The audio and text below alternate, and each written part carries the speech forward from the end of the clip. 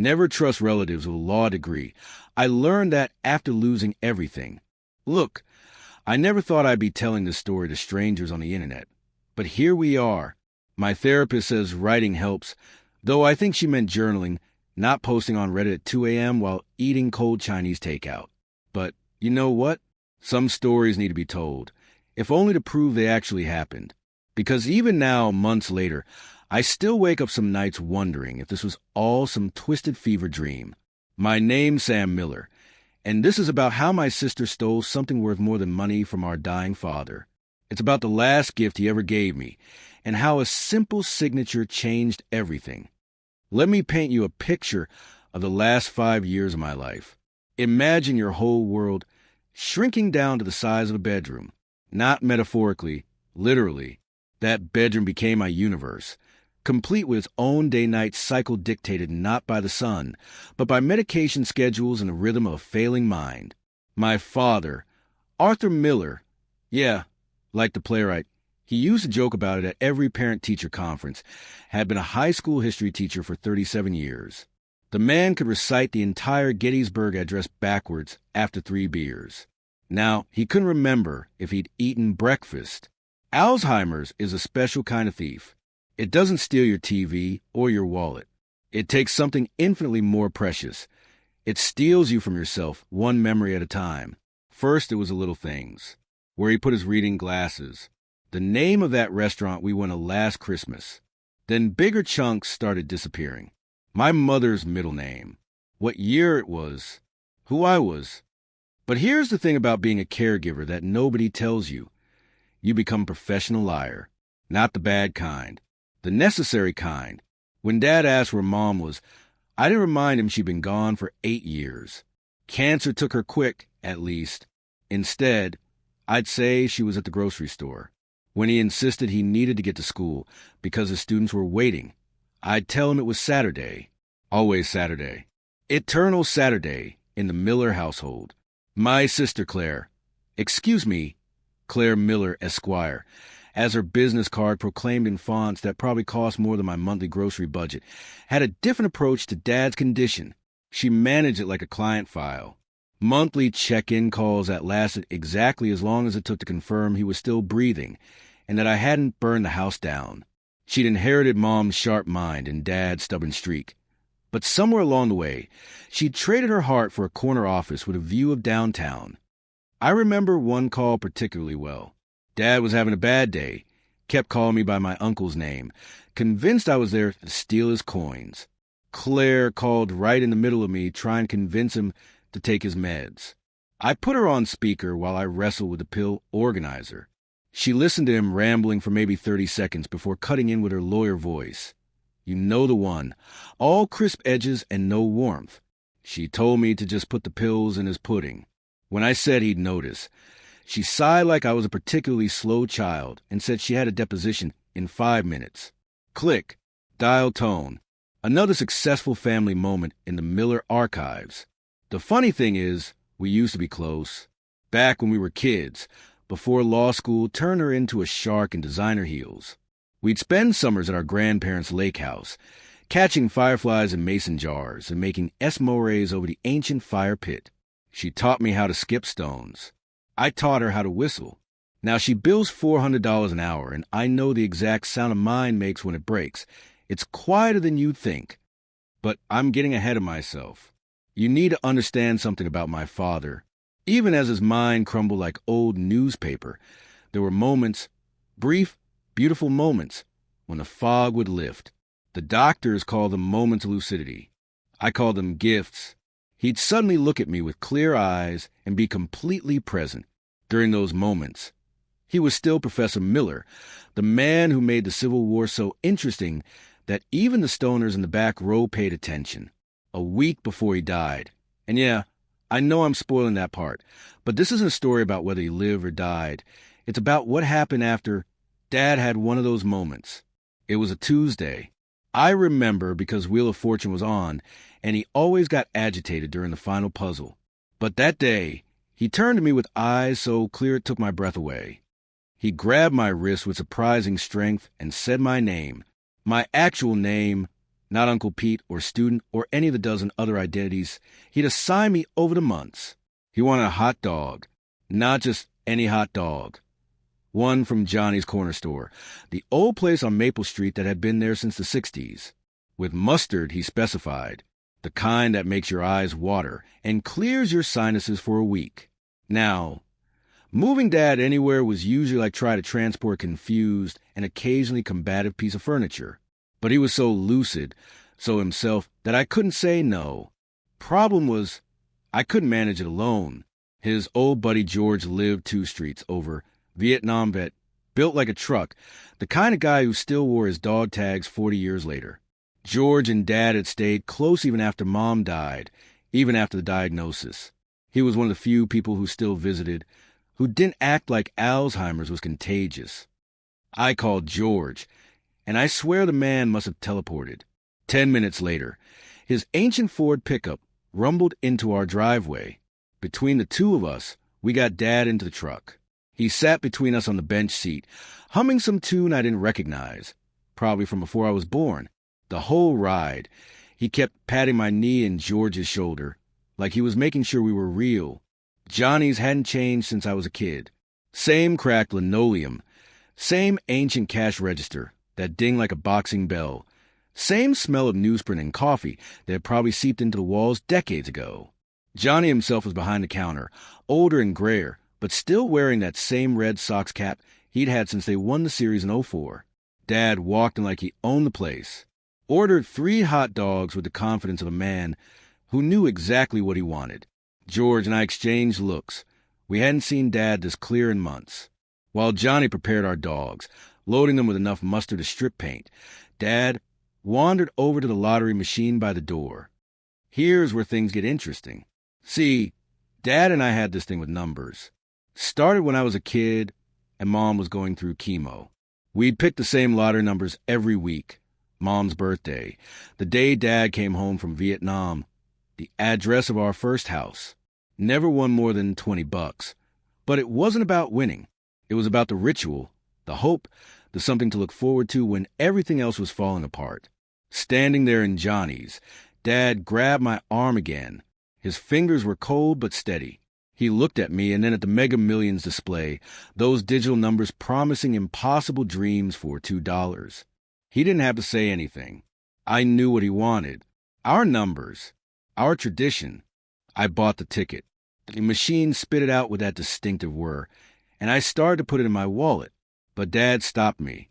He pulled out his old Parker pen, the one he'd used to grade papers for decades, the one he'd carried even after he forgot what it was for. His hand shook slightly as he turned the ticket over and wrote something on the back. His handwriting was shaky but deliberate. Each letter formed with the concentration of a child learning cursive. When he finished, he handed the ticket back to me, but not before making sure George was watching. George later told me Dad looked at him the way soldiers look at each other before a mission, that silent communication that says, "Witness this." Dad put the ticket in my hand and closed my fingers around it. He said something about new beginnings, about how I'd put my life on hold for him, about it being time to hit play again. I didn't read what he wrote. It felt too private, too final. Instead, I tucked the ticket into my shirt pocket and forgot about it until we got home. That night, after I'd gotten Dad settled in bed, I put the ticket in his nightstand drawer, right between his Purple Heart and a photo of Mom from their wedding day. It seemed like the right place for it. A memory among memories. Dad passed away 6 days later. Went in his sleep, which is the best you can hope for with Alzheimer's. The body gives up trying to remember how to work. George called it a mercy. Claire called it expected. I called it Tuesday, because that's what it was. And sometimes facts are easier than feelings. The funeral was everything Dad would have hated.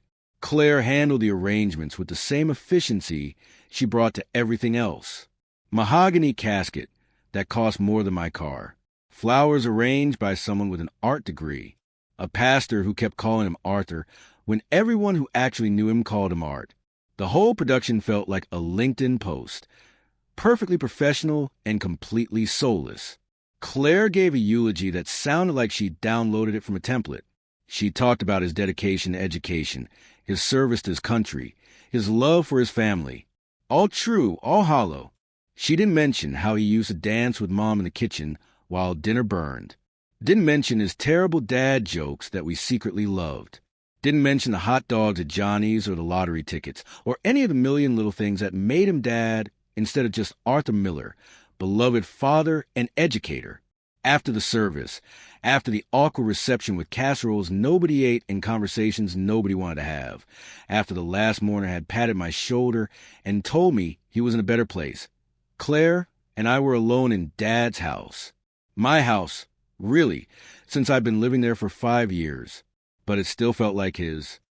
She was sitting at the kitchen table with her leather portfolio and her Mont Blanc pen, looking every inch the successful attorney. Her black suit probably cost more than Dad's monthly Social Security check. She'd taken off her heels and tucked them neatly beside her chair, a small concession to comfort in her otherwise perfect facade. She pushed a thick folder across the table toward me. Her manicured nails, black from mourning, how thoughtful, tapped against the wood in a rhythm I recognized. She did that when she was about to close a deal. I'd seen 1,000 times growing up, whether she was convincing Mom to extend her curfew or negotiating for the car keys. She started talking in that voice she used for clients. Soft, understanding, but with an undertone of urgency. She explained how exhausted I must be. 5 years of caregiving. 5 years of my life on pause. She understood. She really did. That's why she'd taken care of everything. All the paperwork, all the legal necessities. She'd handle the estate, close Dad's accounts, prepare the house for sale. All I had to do was sign. Simple, clean, easy. The pages in front of me blurred. Not from tears. Those would come later. From exhaustion. From a weight of 5 years of sleeping with one ear open, listening for Dad's wandering footsteps. 5 years of canceled plans and lost friendships, and watching a man who taught me to ride a bike forget my name. The grief sat on my chest like a physical thing, making it hard to breathe, hard to think. Claire kept talking. Her voice washed over me like white noise. Something about power of attorney. Something about expediting the process. Something about how Dad would want things handled efficiently. She pushed her pen toward me, heavy silver, cold as her smile. She pointed to a line at the bottom of the page. Just sign here, Sam. Let me take care of everything. You've done enough. I picked up the pen. It felt heavier than it should, like it was made of lead instead of silver. The room was so quiet I could hear the clock ticking in the hallway. The same clock Dad wound every Sunday, even after he forgot what day it was. I could hear the refrigerator humming. I could hear my own heartbeat, loud and insistent in my ears. Claire's finger rested on the signature line. Her nail polish was perfect, unchipped despite the day's activities. I wondered absently if she'd touched up her makeup after the cemetery. Probably. Appearances mattered to Claire. They always had. I couldn't focus on the words above the line. They swam and shifted like living things. Legal jargon had always been Claire's domain. I was the one who stayed home. The one who knew which pills went with breakfast and which with dinner. The one who knew Dad liked his coffee with 2 sugars even after he forgot what coffee was. The simple one. The good son. The nib of the pen touched the paper. I felt a faint scratching vibration travel up my fingers as the ink began to bleed into the fibers. A black wound opening on the white page. The sound it made in that silent kitchen seemed to tear the air apart. Each stroke of my name felt like a door closing. Samuel. Not Sam, not Sammy. Samuel. The full name, the legal name. The name on documents that mattered. Miller. The ink was black. Darker than Claire's suit. Darker than her shoes. Darker than the coffee growing cold on the counter. It spread across the white paper like spilled oil, permanent and irreversible. The scratching of the pen on paper was the loudest sound I'd ever heard. Louder than Dad's confused shouting in the middle of the night. Louder than the monitor that flatlined 6 days ago. Louder than the dirt hitting his coffin that afternoon. In that moment, in that kitchen that still smelled faintly of the last meal I'd cooked for Dad, with my sister watching me with eyes that held no warmth, no shared grief, no acknowledgement of what we'd lost, I signed my name. The pen fell from my fingers and rolled across the table. leaving a thin trail of black ink like a scar. Claire's hand moved to collect the papers before the ink was even dry, sliding them back into her portfolio with practiced efficiency. She was already standing, already stepping back into her heels, already transforming back into the stranger she'd become. The kitchen fell silent again except for that damn clock, ticking away seconds in a house that had stopped keeping time the moment Dad's mind began to fade. I stared at the spot where I'd signed, though the papers were already safely tucked away in Claire's portfolio. The pen lay there between us on the table, evidence of something completed, something finished, something I couldn't quite name but felt my bones was wrong. That signature, that simple collection of letters that proved I was who I said I was. In that moment, it felt like I'd signed away more than just paperwork. But grief makes you stupid. Grief makes you trust people you shouldn't. Grief makes you sign things without reading them. The pen rolled to the edge of the table and stopped, balanced perfectly on the precipice, neither falling nor secure. My eyes fixated on it, unable to look away. The clock in the hallway kept ticking, measuring out the first few seconds of a future I hadn't agreed to. But I didn't move. I couldn't. I just sat there, frozen in the silence my signature had created. I don't know how long I sat there after Claire left. Could have been minutes. Could have been hours. The kitchen clock kept ticking, but time had gone weird, like when you wake up from a nap and can't tell if it's morning or evening. The house felt different already. Not mine anymore. Not Dad's. Just empty. You ever notice how fast vultures work? I mean, actual vultures wait for things to die first. Claire didn't even have that courtesy. Within a week of Dad's funeral, there was a for sale sign stabbed into our front lawn like a stake through a vampire's heart. Keller Williams, of course. She'd probably negotiated a reduced commission rate while picking out Dad's casket. The realtor was this perky blonde named Madison who talked about curb appeal and staging potential while standing in the room where my father died. She had one of those real estate smiles that never quite reached her eyes. You know the type. She walked through our house, our home, like she was cataloging inventory at a warehouse. This bedroom could be an office. That bathroom needs updating. We should paint over the pencil marks on the doorframe where Dad measured my height every birthday until I turned 18. Claire gave me 30 days. 30 days to pack up a lifetime. Have you ever tried to fit 5 years of caregiving into cardboard boxes? Every item was a decision. Keep, donate, trash.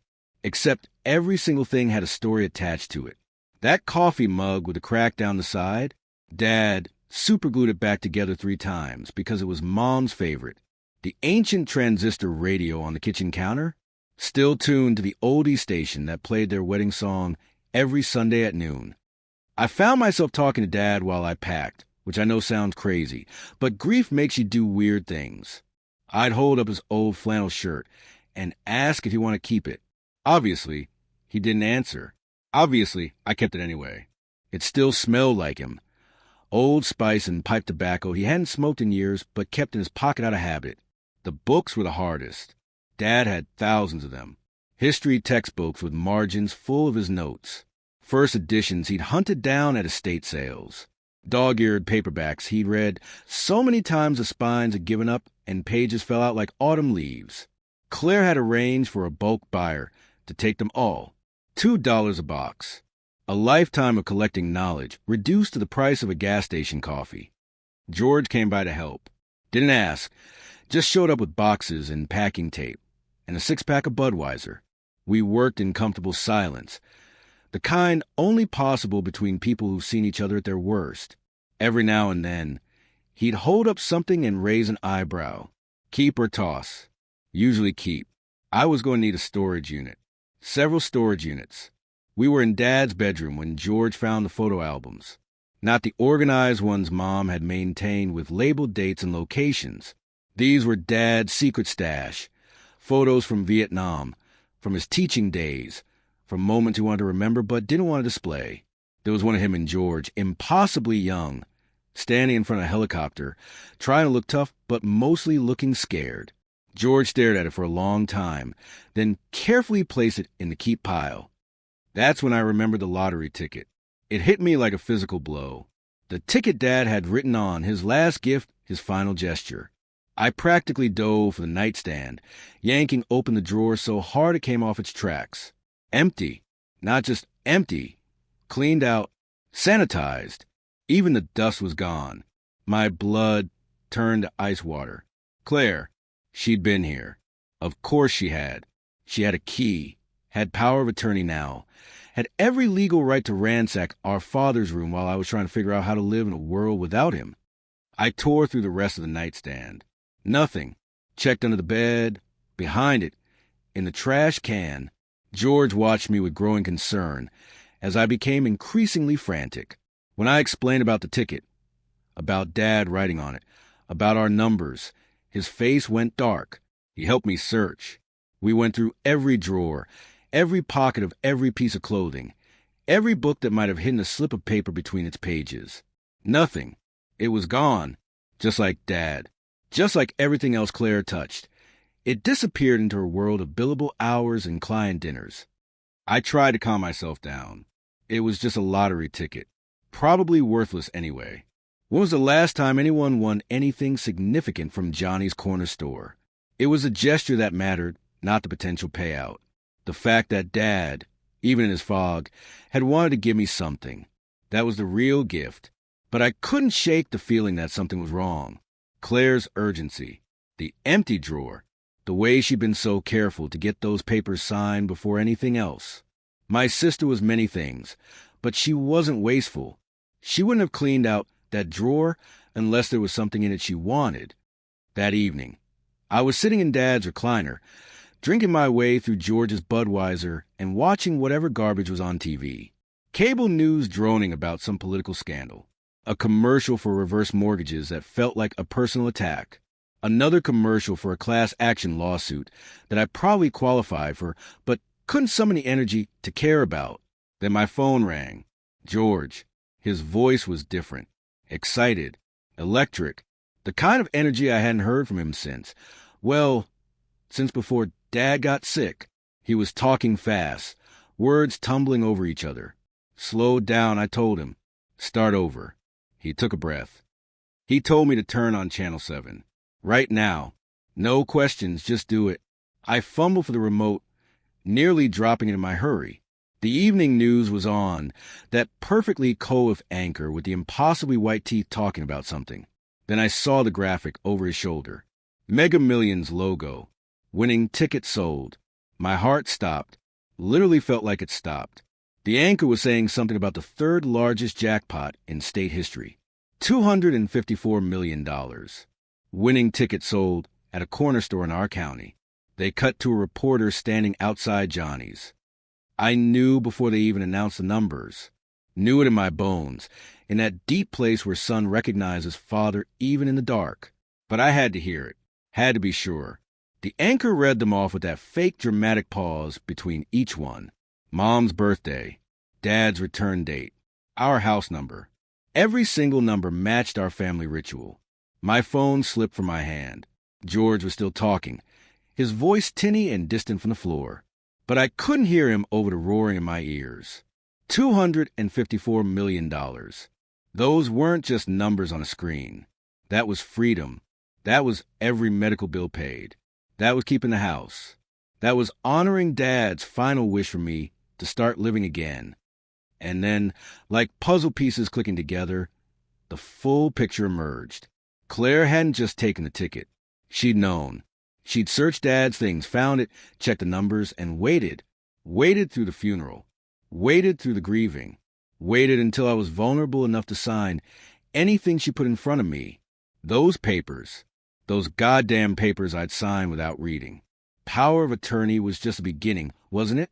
She'd given me documents transferring ownership of the house contents to the estate, making her executor of everything Dad owned. Every piece of furniture, every book, every scrap of paper, including lottery tickets. I thought about the timing. The drawing had been 3 days after Dad died, before the funeral. She would have checked the numbers immediately. That's who she was, thorough and obsessed with details. She'd sat through Dad's eulogy knowing she had $250 million in her pocket. She'd hugged me at the graveside with that ticket, probably in her purse. She'd handed me those papers to sign while mentally calculating her options for cashing it in. The room started spinning. Not from the beer. I'd only had two. From the sheer audacity of it. The calculated cruelty. She hadn't just stolen money. She'd stolen Dad's last act of love. His final attempt to take care of me. She'd turned his goodbye into her payday. I grabbed my laptop, fingers shaking as I typed. Had to be sure. Had to see the numbers myself. The Mega Millions website loaded slowly, every second an eternity. There they were, in bold digital display. Our numbers. Our family's numbers. The same combination we played for 20 years. Through Mom's illness, through good times and bad, through Dad's decline. $254 million. I stared at the screen until the numbers blurred. But it wasn't the numbers I was seeing anymore. It was Claire's face at the funeral. That tiny smirk she tried to hide when the pastor talked about family taking care of family. The way she checked her phone during the eulogy. The speed with which she produced those papers for me to sign.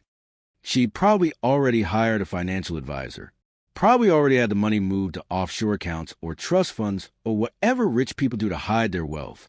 My sister, who billed $400 an hour, had just made roughly 317 years' worth of her hourly rate in one theft. And she'd done it all legally. Every step calculated. Every move defensible in court. The laptop screen swam in and out of focus. The numbers seemed to pulse with each heartbeat. $254 million. But all I could see, crystal clear through my tears, was Claire's face. That satisfied little smile she wore when she won an argument in high school.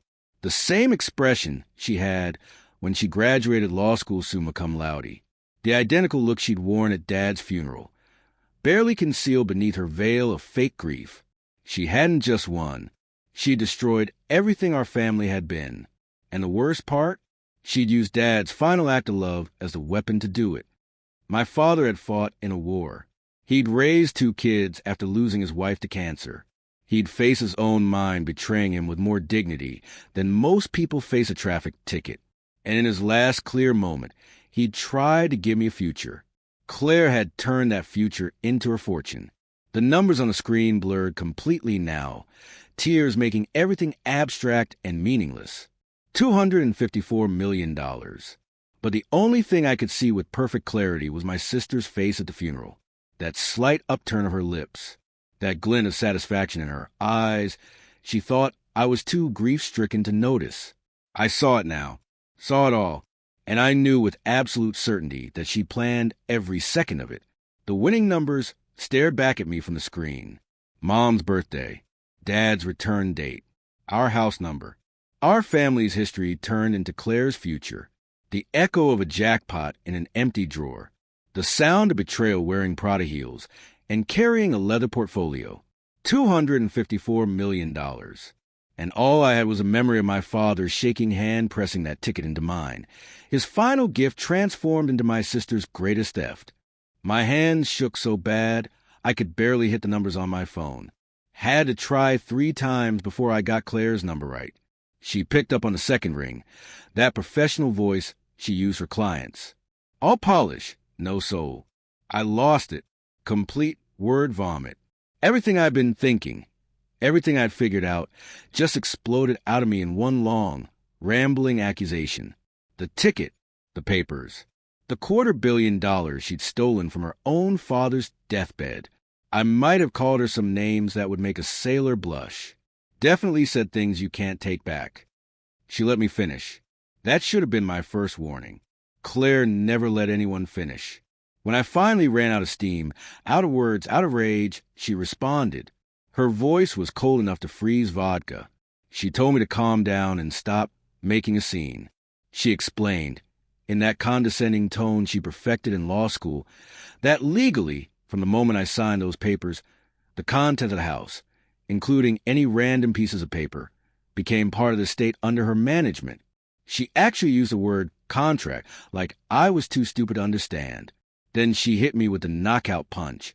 If I want to challenge it, her rate was $800 an hour. Did I want her to send an invoice? Click.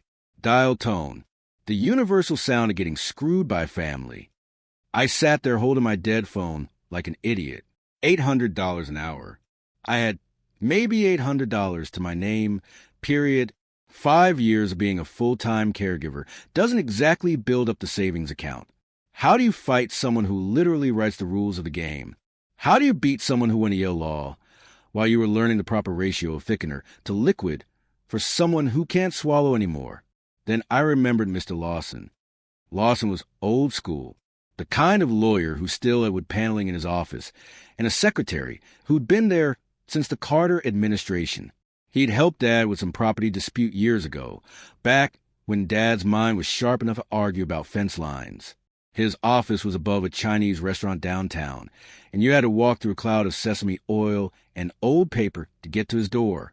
I found him exactly where Dad said he'd always be, behind a desk that looked like it survived the Titanic, drinking coffee that had probably been hot during the morning, but was now the temperature and consistency of motor oil. He listened to my whole story without interrupting, occasionally making notes on a yellow legal pad with pencil that needed sharpening about 3 years ago.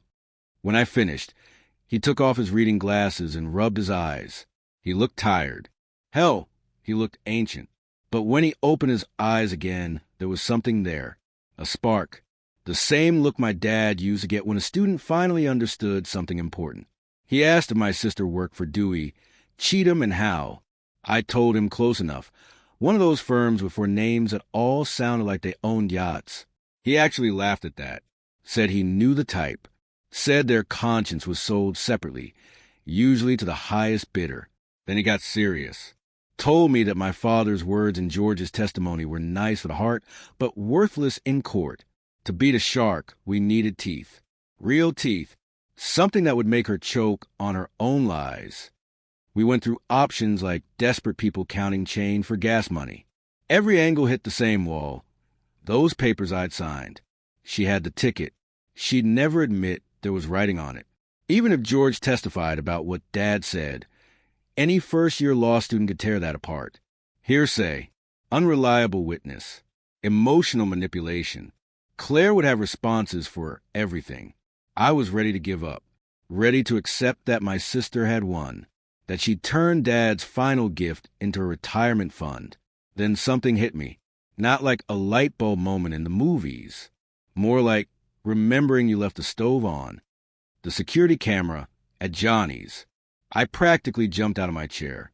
Every convenience store had cameras now. Insurance required it. Johnny's had been robbed twice in the past decade. I remembered because Dad had been there for one of them, gave the kids $20 and told them to go home. They did. That was the kind of man he was. Lawson looked skeptical. Told me most places recycled their footage every 72 hours. It had been 2 weeks. The chances of that footage still existing were somewhere between slim and none, and Slim had left town. But it was all we had. Our Hail Mary. Our lottery ticket, if you'll pardon the expression. He called Johnny while I sat there trying not to get my hopes up.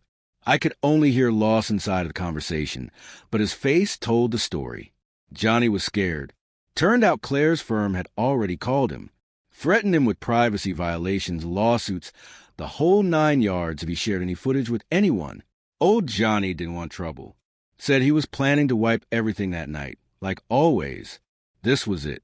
We were done. No, court would give us a warrant in time. Claire had thought of everything. Covered every angle like the chess player she'd been in high school. Always 3 moves ahead, while everyone else was still setting up the board. But Lawson wasn't done. He leaned back in his creaky chair and changed tactics. His voice went soft, almost conspiratorial. He reminded Johnny that Arthur and he had served together, had each other's backs in places where backing meant everything. He told Johnny that Arthur's daughter was trying to erase his memory, steal his final gift to his son. He didn't need the footage. Just needed Johnny to not hit delete until tomorrow morning. Just give him one night. For Arthur, the silence on the other end stretched so long, I thought Johnny had hung up. Then I heard Lawson say thank you. Say Arthur would be proud. Say he'd see him in the morning. Lawson spent that night calling in favors older than my existence. Judges who owed him. clerks who remembered when he'd helped their kids. By morning, he had an official warrant that Johnny couldn't ignore even if Claire's entire firm showed up at his door. We drove to Johnny's in Lawson's ancient Lincoln that smelled like cigarettes from an era when you could smoke in courtrooms. Johnny looked relieved when he saw the warrant, like he'd been given permission to do the right thing. He led us to a back room I'd never seen, full of monitors and recording equipment that looked older than me. The system was ancient, running on actual tapes like something from a museum, but it worked. It had what we needed. We found it on the third tape, grainy, black and white, like watching ghosts through frosted glass. But there it was, clear as day if you knew what to look for. Dad at the lottery machine, me buying the ticket, and then the moment that changed everything, Dad taking his Parker pen and writing on the back of the ticket. You could see him concentrating, see the effort it took. See him hand it to me with purpose, with intention. See him look directly at George, making sure he witnessed it. Lawson made copies, multiple copies, digital backups, physical prints of key frames. He treated that footage like it was the Constitution, because for us, it basically was. The court date came fast. Claire tried to delay, filed motions to dismiss, basically threw every legal trick in the book at us. But Lawson had been doing this since before Claire was born. He knew every trick and had invented half of them. The courtroom was smaller than you'd think, not like on TV with soaring ceilings and dramatic lighting. Just a boring room with fluorescent lights that made everyone look sick. Claire sat at the defendant's table looking like she'd stepped out of a law firm brochure. Perfect suit, perfect hair, perfect posture. She brought 2 junior associates with her, probably billing the state for their time. She testified first. Smooth as aged whiskey, twice as intoxicating if you didn't know better. She painted herself as a responsible daughter, cleaning up after her father's death, finding a lottery ticket among his belongings. Just luck, just chance. She'd been as surprised as anyone when it hit. Her lawyers portrayed George as a confused old man whose memories were contaminated by grief and sentiment. They suggested I was bitter, jealous of my successful sister, trying to steal from the estate. It was a masterclass in legal manipulation. Every word calculated, every pause practiced. She even managed to squeeze out a single tear when talking about Dad. Just one. Any more would have been too much. Any less would have seemed cold. Claire had always been perfect at everything she did. Then it was our turn. Lawson didn't grandstand, didn't make speeches. He simply asked the judge for permission to present evidence. The TV they wheeled in was old, with actual buttons on the front. Lawson inserted a DVD with the gravity of someone loading a weapon. The grainy footage filled the screen. There was no sound, but we didn't need it. Everyone could see Dad take the pen. See him write. See him hand me the ticket with clear intention. See him look at George, establishing a witness. The timestamp in the corner showed the date and time, irrefutable proof of when this happened. The courtroom was dead silent, except for the hum of the TV. I watched Claire's face. For the first time in my life, I saw her mask crack. Not slip, crack. Like watching ice break on a frozen pond. The perfect composure she'd maintained her entire adult life just shattered. For one moment, one perfect moment, I saw my sister again. Not the lawyer, not the shark. The scared little girl who used to crawl into my bed during thunderstorms. Then the moment passed, and she was stoned again, but the damage was done. Everyone had seen it. The judge had seen it. The judge was an older woman with eyes that had seen every possible version of human disappointment. She took off her glasses and cleaned them slowly, letting the silence stretch until it became uncomfortable.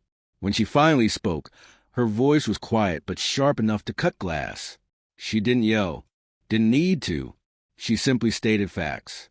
Claire had dishonored not just her father's memory, but the very profession she claimed to represent. The court was annulling the signed documents as obtained through fraud and manipulation of someone in emotional distress. The full lottery winnings belonged to Samuel Miller. Then she paused and added that the case materials would be forwarded to the State Bar's Ethics Committee with her personal recommendation for disbarment. Claire didn't move, didn't blink, just sat there like she'd been turned to stone. Her associates were frantically packing their briefcases, probably calculating if they'd still have jobs tomorrow. But Claire just sat there, staring at nothing, finally understanding that some things couldn't be fixed with billable hours. When it was over, when the gavel came down and the court officer announced we were adjourned, I didn't feel joy, didn't feel vindication. Just empty, like after fever breaks. That strange, hollow feeling where the sickness was. The first thing I did when I got home was walk straight to that for sale sign. I grabbed it with both hands and pulled. The ground was soft from recent rain, and it came free easier than expected. The sound it made, that wet sucking noise as a stake pulled from the earth, was the most satisfying thing I'd heard in months. I stood there holding the sign, this piece of plastic and metal that had turned my home into a commodity, and I laughed. Not happy laughter. The kind that comes when you realize how absurd everything has become. My neighbor probably thought I'd lost it, standing in my yard, holding a real estate sign, and laughing like a lunatic. The money came through 30 days later. $254 million, minus taxes. Still more money than I could comprehend. Numbers that large stop meaning anything. It's like try to understand the distance to stars. I kept the house, obviously. Hired people to fix all the things I let slide during Dad's illness. New roof, new furnace, paint that wasn't the color of depression. But I kept Dad's chair, kept his books, kept the pencil marks on the doorframe.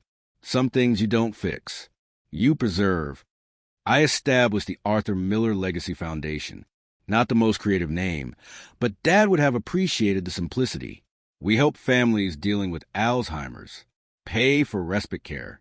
Cover bills when someone has to stop working to become a caregiver. Make sure no one has to choose between their loved one and their life. George helps run it.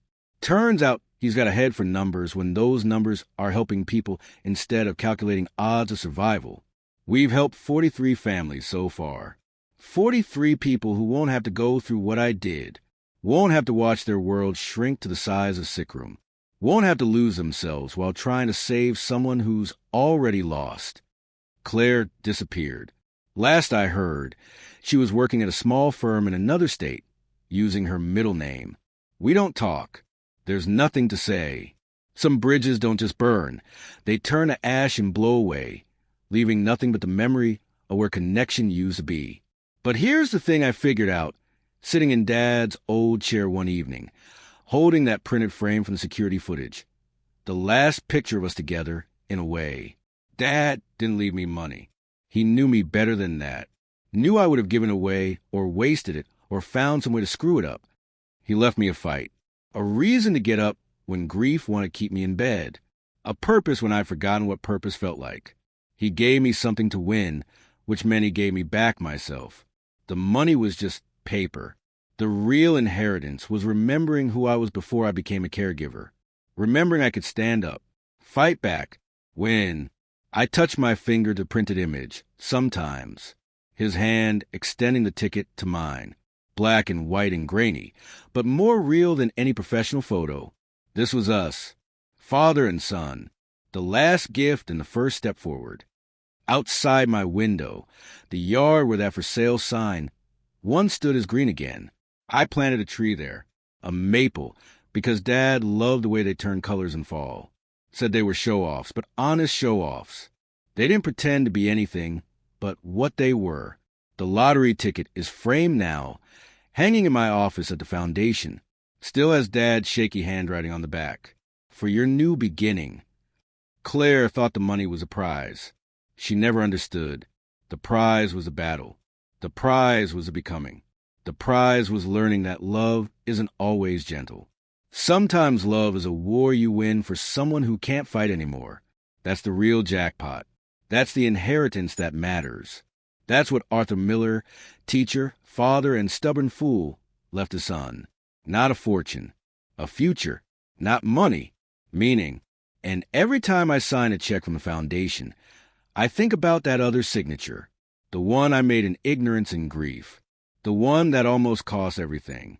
Now I sign with purpose, with intention, with the knowledge that every signature is a choice, a commitment, a tiny piece of forever. Dad knew that. Knew it when his shaking hand wrote those words on that ticket. His last lesson. His final grade. A+, oh man. A+.